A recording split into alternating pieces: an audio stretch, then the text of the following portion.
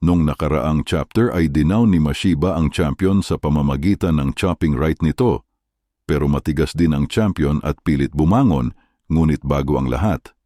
Alam nyo ba na nasa 14% lang ang nakasubscribe sa ating channel? Kaya hit nyo na ang subscribe button at napakalaking bagay na ito para sa atin. Magpapatuloy pa ba sila? Huwag ka na bumangon.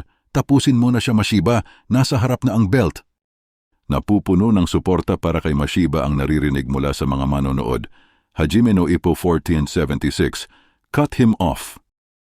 Unang umatake ang challenger ng sunod-sunod na flicker pero hindi kalakasan. Ngunit sa sobrang pagod at pinsalang natamo ng champion ay randam niya lahat ito. Isang daplis na uppercut ang tumama sa champion pero nagrogi na agad ito at mistulang madadapa na ito habang paatras. Hiyawan ang mga taga-suportang crowd ni Mashiba. Inuudyok siyang tapusin na ito. Isang suntok na lang, babagsak na siya. Ngunit sa kasamaang palad ay nagbuhol na naman ang kanilang mga paa habang pasugod si Mashiba. Nadapa si Mashiba na una ang leeg pagulong sa canvas. At parang may kuryenteng tumama dito. Sinadya ba yun? Mandurugas talaga yung champion. Hiyawan ng mga supporters ni Mashiba. Ngunit hindi iyon sadya ayon kay Ippo. Sobrang pagod lang at hindi na matatag ang porma nila. Sayang. Tsansa niya na sana yon at di ba natalo ka rin sa sitwasyong gaya niyan, wika ni Sawamura. Ang tinutukoy ni Sawamura, mga kaibigan, ay ang ginawa ni Mashiba kay Miyata noong chapter 69 to 72 nang tinapakan niya ang paa nito upang manalo.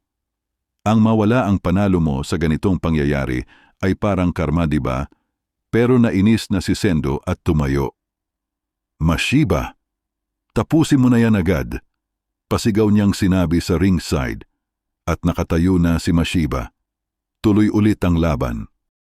Pumorma na ang dalawang boksingero at parang may magaganap na dual exchange. Ngunit dahil mas mahaba ang kamay ni Mashiba ay unang tumama ang kaliwa nito. Napaatras ulit ang champion at napasandal sa ngalubid. Tatapusin na ba niya? Hiyawan ang mga supporters ni Mashiba. Ngunit pumagitna na ang ref sa dalawang boksingero. Tumunog na pala ang gong at tapos na ang round 6. Muntikan na ang champion matuluyan at pagiwang-gewang ito simula nang bumangon sa pagkakadown kanina. Sino ba ang may mas malaking pinsala? Si Rosario ba? Hindi. Si Mashiba yon. Parehas silang napuruhan. Ano na kaya ang mangyayari sa susunod na round? Round 7 na. Rosario, wika ng coach ng champion. Grabe, lamog na ang mukha ni Rosario. Ganito na ba kagrabe ang pinsala niya? Hindi sapat ang isang round para makarecover. Anong klaseng tao ang nakalaban namin? At sa corner naman ni Mashiba ay natataranta ang mga seconds nito. Yelo. Hindi. Dapat tubig. Kahit ano na lang sa dalawa basta gumana. Pilit nagsasalita si Mashiba pero pinigil ito ng coach nito. Maganda ang ginagawa mo sa laban, kaya wag ka na muna magsalita. Ipunin mo na lang ang lakas mo at huminga ka ng malalim. Napakalapit na natin. Hayaan mo ko magsalita. Kaya lang naman ako tumagal ng ganito ay dahil sa inyo, ngunit kapos lagi sa hininga si Mashiba at hindi niya matapos ang mga sinasabi nito. Huminga ka lang malalim. Inhale, exhale. Lagi na lang ako nakukulang sa salita. Ang mga tanong sa isip ni Mashiba. Mag-uumpisa na ang round 7 at naghudyat na ng seconds out. Ano yon, Rosario? Wika ng coach nito. Kailangan kong bumalik sa Japan. Natulala ang coach nito sa sinabi ni Rosario. Anong ibig niyang sabihin? At sa kabilang banda si Mashiba. Bakit kaya hindi ko masabing magpasalamat?